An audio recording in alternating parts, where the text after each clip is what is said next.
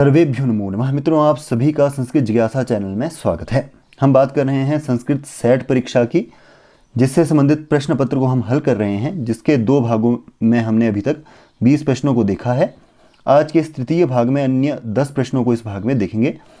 तो यह सभी प्रश्न अन्य परीक्षाओं के लिए भी महत्वपूर्ण है, इसीलिए आप इस भाग के साथ अंतिम तक बने रहें। तो चलिए इस वीडियो को प्रारंभ करते हैं। विद्यारम्भं करिष्यामि सिद्धिर्भवतु मे सदा। तो इस भाग का पहला प्रश्न है, आकृष्टः इत्यस्य संधि विच्छेदः अस्ति। तो आकृष्ट रूप कैसे बनता है? आंग उपसर्ग पूर्वक कृष विलेखने, कृषि कर्म के अर्थ में होने वाली धातु, उससे एक त प्रत्यय कर देंगे, आकृष्ट रूप बनेगा। त के ककार का लोप हो जाएगा, ङ का लोप होके आकृष त, ऐसी स्थिति हमारे पास शेष रहेगी। उसके बाद ष्टु नष्टु सूत्र यहाँ पे प्रवृत्त होगा। तो यह सूत्र क्या कहता है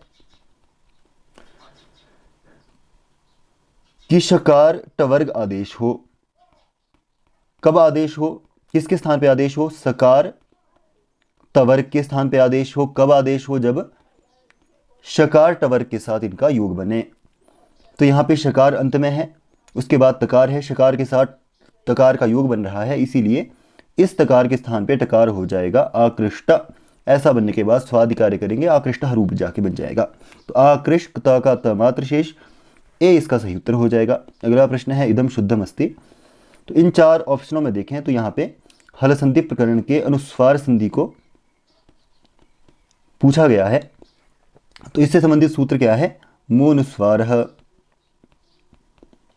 मान्तस्य पदस्य अनुस्वारस्यात् हलि, यानी कि मकारांत पद के अंत्य को, मांत पद के अंत को अनुस्वार होता है हल के परे रहने पर। मांत पद के अंत्य को क्या होगा? अनुस्वार हो जाएगा। कब? जब हल प्रत्याहार में आने वाले वर्ण परमेय हो। हल यानी कि जितने भी व्यंजन हैं वह सारे के सारे इसमें आ जाएंगे। तो यहाँ पे देखें तो हरिम, यह मांत पद है क्योंकि इसके अंत में क्या है? म है, इसीलिए पर में देखें तो हल का यहाँ पे वकार है, इसीलिए इस म के स्थान पे अनुस्वार होके हरिम वंदे ऐसा रूप बन जाएगा। ऑप्शन नंबर ए इसका सही हो जाएगा। रामश चलति उदाहरणम अस्ति। मूल स्थिति क्या है? राम सु चलति, उकार का लोप कर देंगे, रामस चलति ऐसी स्थिति बनेगी। इसके बाद सकार के स्थान पे रू आदेश हो जाएगा, स सुजुषो रू सूत्र से। तो यह सूत्र क्या कहता है? पदांत सकार और सजुष शब्द के शकार के स्थान पे रू आदेश होता है। तो यहाँ पे स इसके स्थान पे रू आदेश होकर रू का भी उकार चला जाएगा, उसका उपदेश है नासिक इससे संज्ञा होकर तस्य लोपस्य लोप हो जाएगा। राम र चलति, खरवसानयोर विसर्जनीय से रकार के स्थान पे विसर्ग आदेश कर देंगे, तो रामः चलति ऐसा रूप बन जाएगा। फिर से इसमें विसर्जनीय सूत्र से जो कहता है खर प्रत्याहार में आने वाले वर्ण यदि परमेय हो तो विसर्जनीय विसर्ग के स्थान पे सकार आदेश हो जाता है। इस सूत्र से फिर से रामस विसर्ग के स्थान पे सकार होके रामस चलति ऐसा रूप बन जाएगा। उसके बाद पूर्व में देखें तो स है, पर में चकार है, तो सकार के साथ चवर्ग में आने वाले वर्ण चकार का यहाँ पे योग हो रहा है, इसीलिए स्तोहोश चूनाष्टु सूत्र से इस सकार के स्थान पे शकार हो जाएगा, रामश चलति ऐसा रूप बन जाएगा। तो यहाँ पे अंत्यमय कार्य किससे हुआ है? हल संधि से। इनमें से कोई भी इसमें विघटित नहीं हो रही है, तो इसमें सी सही उत्तर इसका हो जाएगा। अगला प्रश्न है, बालकाः तत्र बालकास्तत्र अत्र केन सूत्रेण विसर्गस्थाने स अभवत्। मूल स्थिति क्या है? बालक पद है, जस प्रत्यय हुआ, उसके बाद तत्र है, तो जस का अस्मात्र शेष रहेगा। बालका बालक अस तत्र ऐसा रूप बन जाएगा। असवर्ण है इसलिए यहाँ पे सवर्ण दीर्घ हो जाएगा। अगर सवर्ण दीर्घ सूत्र से स्थिति क्या बन जाएगी? बालका तत्र, इस तरह से। अब यहाँ पे रू आदेश होके सकार के स्थान पे रू के स्थान पे र, फिर विसर्ग हो जाएगा, बालकाः तत्र बन जाएगा।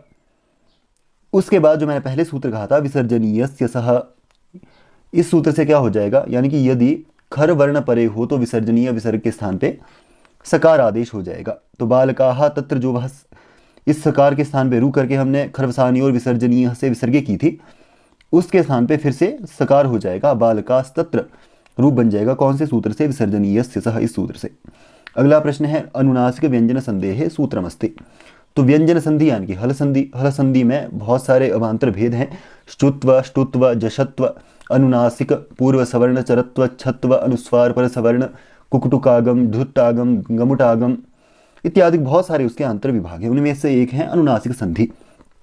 तो इसका सूत्र है यरो अनुनासिके अनुनासिको वा, यरः पदान्तस्य अनुनासिके परे अनुनासिको वा स्यात्, यानी कि पद के अंत में रहने वाले यर के स्थान पर, यानी कि पदांत में रहने वाले यर के स्थान पर अनुनासिक होता है। कब? जब अनुनासिक वर्ण पर में रहे। तो पदांत यर के स्थान पर अनुनासिक हो जाएगा जब कोई अनुनासिक वर्ण पर में रहेगा। अनुनासिक यानी कि या म ग ण न, कौन कौन से वर्ण? या म ग ण न, यह होंगे। तो एक यहाँ पे उदाहरण से समझेंगे हम। एतत् मुरारी, ऐसी स्थिति हमारे पास है। अब यहाँ पे देखें तो तकार जो यहाँ पे विद्यमान है पद के अंत में, पदांत है और पद के अंत में तकार है, वह किस में आता है? यर प्रत्याहार में आता है। इसके पर में देखें तो म जो है वह अनुनासिक वर्ण है, तो तकार के स्थान पे क्या हो जाएगा? अनुनासिक हो जाएगा। अब यहाँ पे स्थिति यह है कि अनुनासिक तो होना है, पर तकार के स्थान पे इनमें से किसको आदेश किया जाए? तो तकार का उच्चारण स्थान क्या है? दंत। इनमें से कौन ऐसा है जिसका उच्चारण स्थान भी दंत है? नकार। तो क्या हो जाएगा? नकार आदेश हो जाएगा, एतन मुरारी। पर यह विकल्प से कार्य करता है, इसके अभाव में झलान जशो अंते सूत्र लग जाएगा, जो सूत्र तकार के स्थान पे दकार कर देगा, एतद मुरारी, ऐसी स्थिति बना देगा। तो यहाँ पे ऑप्शन नंबर ए इसका सही उत्तर हो जाएगा। अगला प्रश्न है अकथितंच इत्यस्य सूत्रस्य उदाहरणमस्ति। अकथितंच यह कर्म कारक या कर्म संज्ञा से संबंधित सूत्र है। तो अकथितम सूत्र का अभिप्राय क्या होता है? नहीं कहा या कहने की इच्छा ना की गई। तो अपादानादि विशेषैः अविवक्षितं कारकम कर्म संज्ञन स्यात्, यानी कि यदि वक्ता को अपादान, संप्रदान और अधिकरण इन कारकों को कहने की विवक्षा न हो तो उसकी कर्म संज्ञा हो जाती है। वह भी कब होगी? जब कोई यह 16 धातुएं पर में हो। दुह्याच पच दंड रुधि पृच्छिची ब्रूषा सुजीवत मुषाम कर्मयुक्त स्याद कथितन तथा स्यानी हृकृष्वहां। कौन कौन सी? दुह, दुहार्थक धातु है, दुहने के अर्थ में होती है। याच, मांगने के अर्थ में, याचना करने के अर्थ में। पच, पकाने के अर्थ में। दंड, दंड देने के अर्थ में। रुधि, रोकने के अर्थ में। प्रच्छि, पूछने के अर्थ में, प्रश्न करने के अर्थ में। ची, चुनने के अर्थ में। ब्रू, बोलने के अर्थ में। शासु, शिष्टाचार के अर्थ में। जी, जीतने के अर्थ में। मथ, मथने के अर्थ में। मुश, चुराने के अर्थ में। नी, ले जाने के अर्थ में। हरि, हरण करने के अर्थ में। कृष, कर्षण करना, कृषि कर्म के अर्थ में। वह, ढोने के अर्थ में। इन धातुओं में ही वक्ता के द्वारा अपादान, संप्रदान, अधिकरण इन कारकों की अविवक्षा से क्या होती है? कर्म संज्ञा होती है। तो यदि प्रश्न के सभी विकल्पों को देखें तो मैंने जो धातुएं बताई थी उनमें से एकमात्र यहां पे मिल रही है, ब्रूते। तो यहां पे कर्ता नहीं दिया गया है, तो गुरु इस पद का हम यहां पे उपालंबन करेंगे। गुरु माणवकम धर्मम ब्रूते, यानी कि गुरु ब्रह्मचारी के लिए धर्म बताता है। तो यहां पे क्रिया क्या है? ब्रूते। और कर्ता की क्रिया का इष्टतमं कारक क्या है? कर्ता क्या बताता है? धर्म को बताता है, तो उसका इष्टतमं कारक क्या हुआ? धर्म। तो यहाँ पे कर्तुरीप सिद्धतमं कर्म से कर्म संज्ञा होके द्वितीया विभक्ति हो जाएगी, कर्मणि द्वितीया से। परंतु वह हमने इसका जो अनुवाद बताया था ब्रह्मचारी के लिए, मानव का अर्थ क्या है? ब्रह्मचारी के लिए, तो यहाँ पे संप्रदान कारक होना चाहिए था, परंतु ऐसा नहीं हुआ क्योंकि हमने वक्ता ने यहाँ पे संप्रदान कारक को कहने की विवक्षा न की, इसीलिए यहाँ पे अकथितंच सूत्र से क्या हो जाएगी? इस पद में कर्म संज्ञा होकर द्वितीया हो जाएगी। तो क्या इसका पूरा हो जाएगा? गुरु माणवकम धर्मम ब्रूते। ए इसका सही उत्तर हो जाएगा। अगला प्रश्न है अयम उपपद विभक्ते है प्रयोग वर्तते। उपपद विभक्ति, तो विभक्ति किसे कहा जाता है? वि उपसर्ग पूर्वक भज धातु से तिन प्रत्यय करेंगे तो क्या बन जाएगा? विभक्ति शब्द बनेगा। इसका अर्थ क्या होता है? विभाग, बांटना। तो विभक्ति के माध्यम से व्याकरण की प्रक्रिया में कारकों के विभाजन किए जाते हैं। तो कर्ता कारक यानी कि प्रथमा विभक्ति, कर्म कारक यानी कि द्वितीया विभक्ति, कर्ण कारक यानी कि तृतीया विभक्ति, वैसे ही संबंध यानी कि षष्ठी विभक्ति, अधिकरण कारक यानी कि सप्तमी विभक्ति। तो इन्हें भी यानी कि इन जो विभक्तियां हैं इनको भी क्वांटिटी के अनुसार से या मात्रा के अनुसार से 3 भागों में बांटते हैं। एक वचन, द्विवचन, बहुवचन के भेद से। तान्य एक वचन, द्विवचन, बहुवचनान, ये एकशः, इस सूत्र के निर्देश से।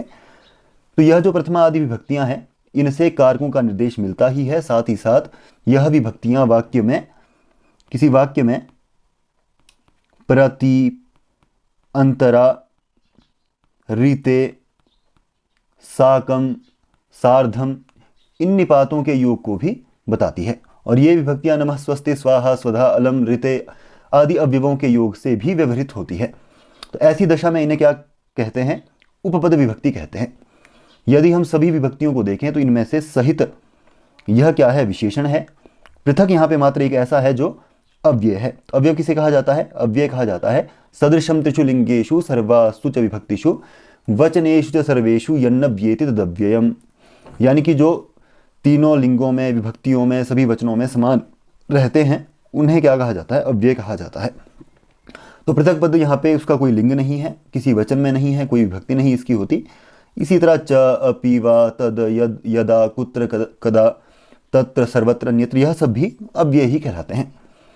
तो रामात पृथक, यदि इस पद को देखें तो रामात पद में क्या है? पंचमी है। तो कैसे हुई? पृथक विना नानाभिस्तृतीयान्यतरस्याम, यह सूत्र है जो कहता है पृथक विना नाना शब्दों के योग में तृतीया विभक्ति और पंचमी द्वितीया भी होती है। यानी पृथक बिना नाना इनके योग बन जाने पर तृतीया होती है, साथ ही साथ विकल्प से पंचमी और द्वितीया भी होती है। तो इस सूत्र से यहाँ पे पंचमी हो गई तो रामात पृथक बना, और तृतीया कर देंगे तो रामेण पृथक बन जाएगा, द्वितीया कर देंगे तो रामम पृथक बन जाएगा। इसी तरह इसका प्रयोग किसमें हुआ है? चतुर्थ ऑप्शन में, डी इसका सही उत्तर हो जाएगा। अगला है अधिगोपम इत्यत्र कः समासः। समास किसे कहा जाता है? समसनम समासः, संक्षिप्त कर देना। या अनेक पदानाम एकीभवनम इत्यर्थः, यानी कि अनेक पदों का एक पद बना देना। जैसे कि हिंदी में हम देखें तो गंगा जल कहते हैं, गंगा का जल, जबकि इसका अर्थ है संक्षिप्त करके गंगा जल कहा जाता है। राम नाम कह देते हैं, जबकि इसका राम का नाम पूरा विग्रह होगा। सुबह शाम कहते हैं, सुबह और शाम जबकि कहना चाहिए, परंतु उनको क्या कर देते हैं? सुबह शाम कह देते हैं। तो यह संक्षिप्त करना ही मुख्य तौर पे मनुष्य की प्रवृत्ति होती है, क्योंकि ऐसे ही वह बहुत सारी चीज़ों को याद रख सकता है या रख पाता है। जैसे कि पाणिनीय शास्त्र में देखें तो यण कह देंगे, प्रत्याहार में प्रत्याहार आता है, इनमें बहुत सारे वर्ण आंतरिक है। वैसे ही अच, पूरे स्वरों को अच मात्र कह देते हैं, जबकि इनमें अ, इ, उरी इत्यादि वर्ण आते हैं। हल कह देते हैं, सारे के सारे व्यंजन इसमें आ जाते हैं। तो संक्षिप्त करना मनुष्य का मुख्य व्यवहार माना जाता है, वह संक्षिप्त करके ही चीज़ों को याद रख पाता है।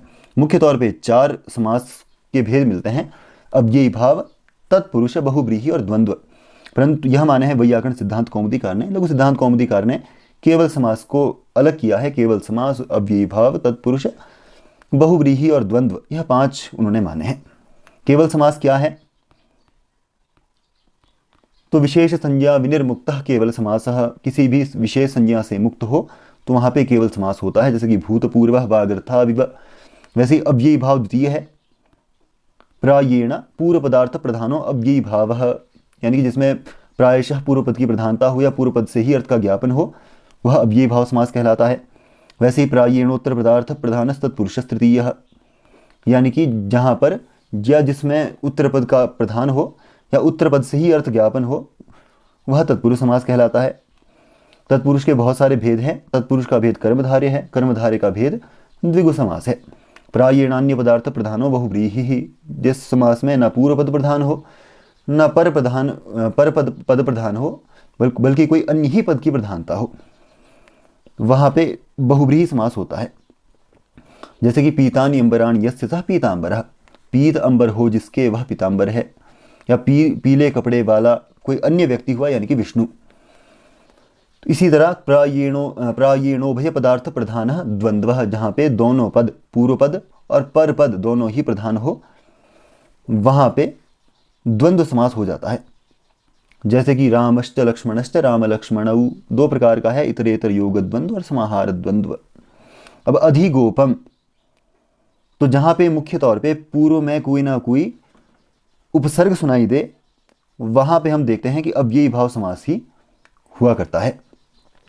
तो यह अव्ययी भाव का जो है उदाहरण मिलता है, क्योंकि यहाँ पे प्रधानता किस पद की है, पूर्व पद की यहाँ पे प्रधानता होती है। तो इसका लौकिक विग्रह क्या होगा, गाह पाति इति तस्मिन् गोपी इति अधिगोपम, गाह पातीति गोपाः तस्मिन् गोपी इति अधिगोपम, इस तरह से इसका लौकिक विग्रह होगा। और गोपा इंगी अधि, ये इसका अलौकिक विग्रह होगा।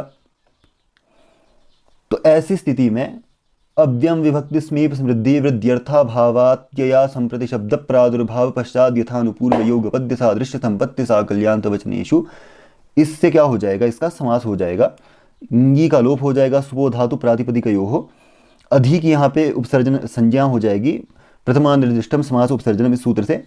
अब उपसर्जनम पूर्वम से यहाँ पे अधि कहाँ आ जाएगा, आगे आ जाएगा अधिगोपा, ऐसी स्थिति बन जाएगी। इसके बाद अब यही भावश्च से नपुंसकत्व तो हो जाएगा ह्रस्वो नपुंसके प्रातिपदिकस्य, इससे पा में जो आ है उसका क्या हो जाएगा, ह्रस्व हो जाएगा।